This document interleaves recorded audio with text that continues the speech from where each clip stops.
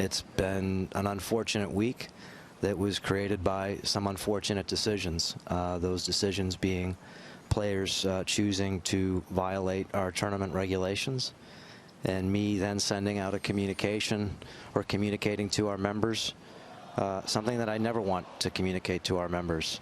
But it's my job to protect, defend, and celebrate our loyal PGA Tour members, our partners, and our fans. And that's exactly what I did.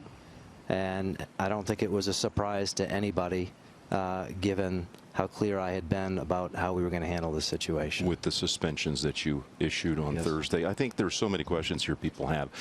One of them most prominently is some people don't understand why the players can't do both. Why can't they play on the PGA Tour and at the same time play the LIV golf events, if they're a member or otherwise?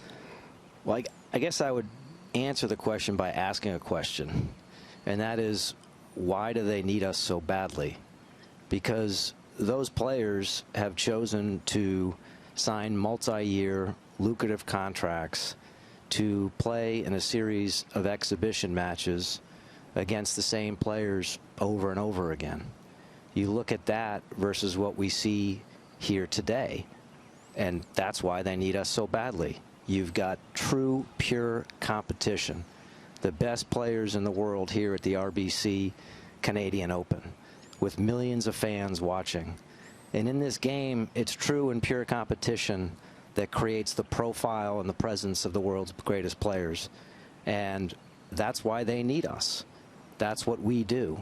But we're not going to allow players to free ride off of our loyal members, the best players in the world. Okay, some would say, then why, as recently as February, there was an event in Saudi Arabia and you granted permission for players to be able to compete in that event, and can you explain why this is any different than that?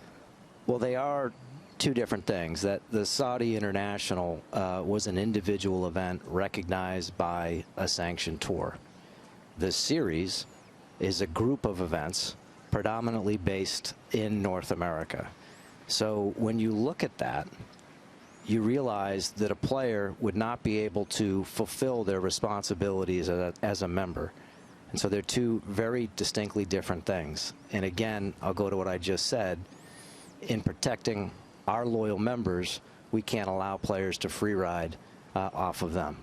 Okay, some have called it the Saudi Golf League instead of the LIV Golf Series. Is how big of an issue is it where the money is coming from as far as that tour? Yeah. Well, it's not an issue for me because I don't work for the Saudi Arabian government.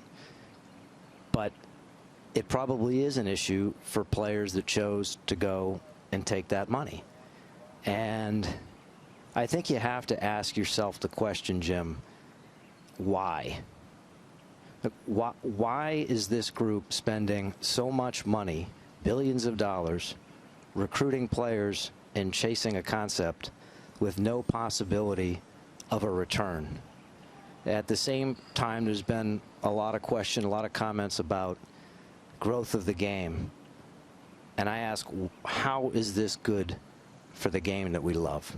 There is no vehicle for these players that have defected to ever come back to the PGA Tour, you're saying? No, what I'm saying is that we made a decision last week to suspend those players, and they're no longer eligible for tournament play. And that, at this point, is all we're prepared to talk to. We'll see how things continue to develop as we go down the road here.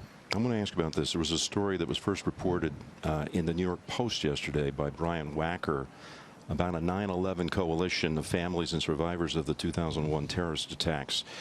9/11 Families United sent a letter to the representatives of Phil, Dustin, Bryson, Reed, and others, quote, expressing their outrage towards the golfers for participating in the new league and accusing them of sports washing and betraying the United States, end quote. And that's gotten a lot of steam over the last 24 hours. That story first reported again in the New York Post.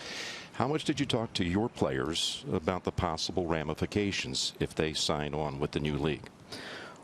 Well, I talked to players. I've talked at a player meeting, and I've talked to a number of players individually for a long period of time. And I think you'd have to be living under a rock to not know that there are significant implications. And as it relates to the families of 9/11, I have two families that are close to me that lost loved ones. And so my heart goes out to them. And I would ask, you know, any player that has left or any player that would ever consider leaving, have you ever had to apologize for being a member of the PGA Tour?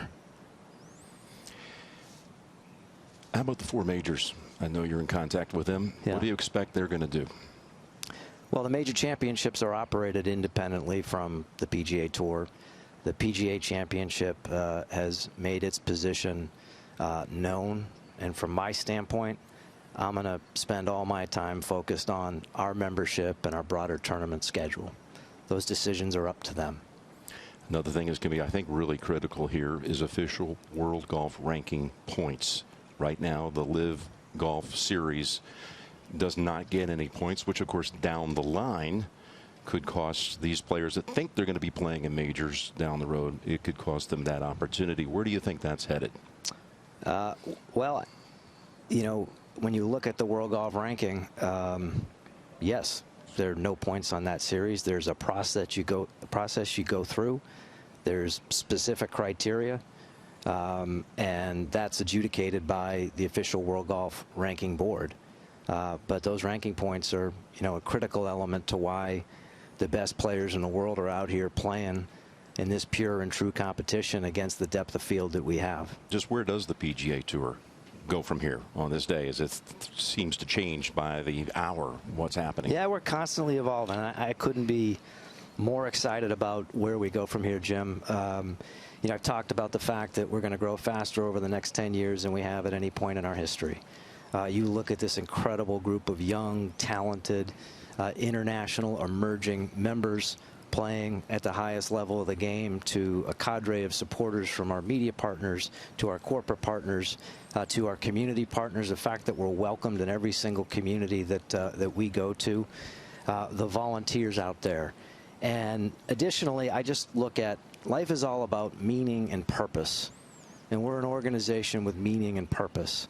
And the best players in the world make wonderful things happen on this platform day in and day out, week in and week out. And this organization is going to continue to evolve in the face and shape of the great members that we have here. And we're going to continue to advocate and grow this game in the right way and continue to make meaningful contributions as an organization. I couldn't be more excited about the future we all have together.